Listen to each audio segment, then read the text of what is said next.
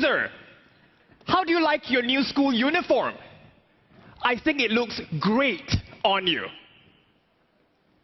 Those were the words of my high school bully, Greg Umberfield.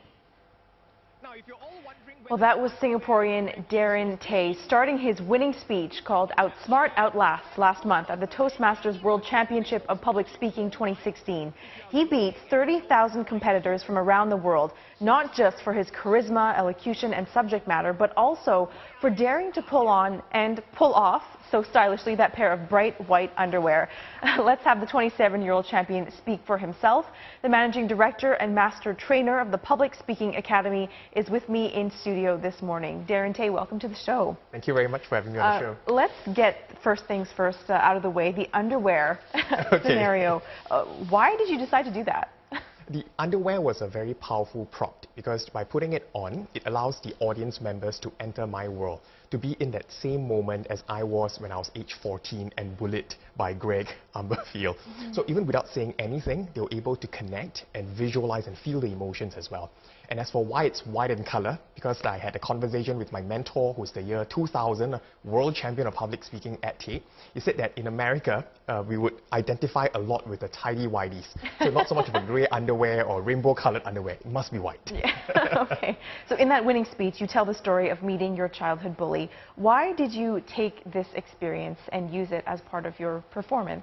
Because I believe it has a very powerful universal message. And it wasn't so much about just dealing with an external bully. It's also more importantly dealing with an internal bully. And every single day we deal with our own internal bullies. That means the negative thoughts, the anxiety, some people have certain nervousness issues as well. So I was trying to share that powerful message and how I managed to overcome that in my speech. How challenging was it to craft it so that it was amusing and humorous, but also had a tone of gravity? Yeah, it wasn't very easy because more importantly, I had a very serious, impactful and powerful message to share. But the best way to connect with the audience within just 7 minutes and 30 seconds is either to tell a story and make a point, or it's to humor. So I thought using humor appropriately would help me deliver that message very well. And I had to craft it carefully, not just to fit the American audience, but also audience members from other countries as well, because there were about delegates from 142 countries. Wow, and you beat out about 30,000 other competitors. You're saying actually there are more. But how did you prepare for this? It seems like a very daunting task, exactly. Correct, because many people don't see the behind the scenes. So what I did was I actually had a few months to craft that speech, and after which I tested at local Toastmasters club. So I tested before Singaporean audience, and after which I decided to go to the United States several days earlier, prior to the convention. So I visited a club every single day in Washington, D.C. and tested before the American audience to find out whether they are comfortable with my colloquial parlance and whether I need to make modifications along the way. And did you tweak the speech after? Yeah, I did tweak because originally I said secondary school, but in America they don't say secondary school, they say high school. And in America they don't say tire puncture, they say a flat tire. So those were the things that I had to change and tweak. Why do you think you won though? What is it? Is it the story about the bully? Why do you think you had the upper hand? I think at the end of the day, it boils down to the universal message. A strong message that appeals to not just one or two individuals, but to a huge number of people. And they can all relate to it, whether it's an external bully, or for people who have never been bullied before, dealing with internal bullies. So I think it resonated within the audience members.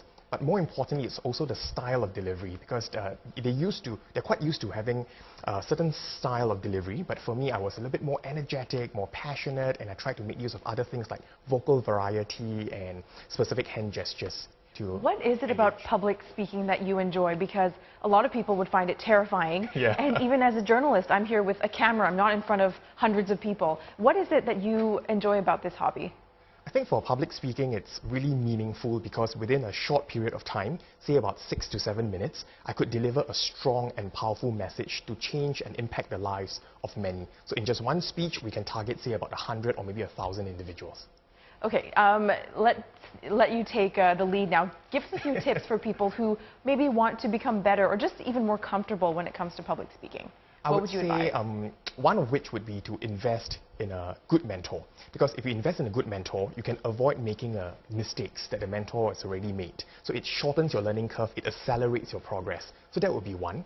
The other one would be to invest in a powerful video camera so that you can video record your performance instead of just following conventional wisdom, practicing before a mirror. Because when you have your back face the mirror, you can't exactly observe those gestures. So you have it video recorded, and then you can play it back before a mentor to help you fine-tune along the way. It's uncomfortable, though, to watch yourself, isn't it? Correct. The first time it was extremely uncomfortable, Yeah. but I got used to it along the way.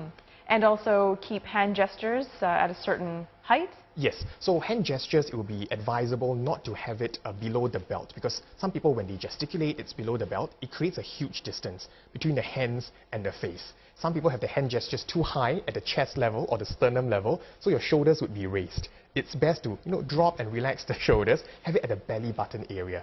Imagine that you're in a swimming pool and water is at your waist level, you gesticulate at that level. So that would be for hand gestures. And I think for pauses, many people are not comfortable with pausing because they associate pausing with anxiety, nervousness, forgetting materials. But the important point about pausing is you have to pause with sustained eye contact. And before you came on set with me, I asked you if you're nervous or not. I assumed you wouldn't be, but you said you were. You've never been here before. How do you deal with slip-ups or anxiety before a speech? So it's important to note that because many people ask me, is it possible to get rid of the butterflies in the stomach? But many a times it's to just deal with the relationship with anxiety, is to make those butterflies fly in formation. And the best way to deal with it is either through power posing. That means you can make use of high impact gestures, increase surface area of your body, something like this, and for about 1 to 2 minutes, in private of course. And the other one would be perhaps to test out your speech, say at a local Toastmasters club or at before family members or relatives. Who are your favorite speakers of all time? Do you have someone that you really look up to and that you turn to when you want inspiration?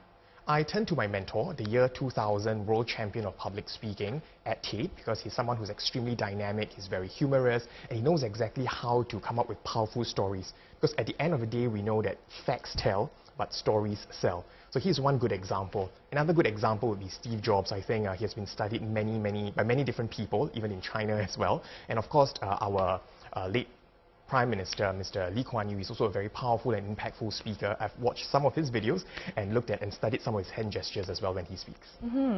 So top 5 things to avoid, a recap for us.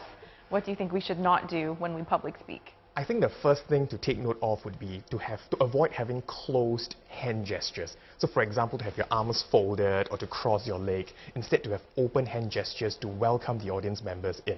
The other one would be avoid speaking too fast. Try and have a good vocal variety. So there are 3 key variables: the speed, the volume, and the pitch. And of course, have to take note, if you were to use humor in your speech, when that humor does not quite work, avoid just repeating the humor, but rather just transit smoothly and move on, as if that wasn't a funny point to begin with in the first place.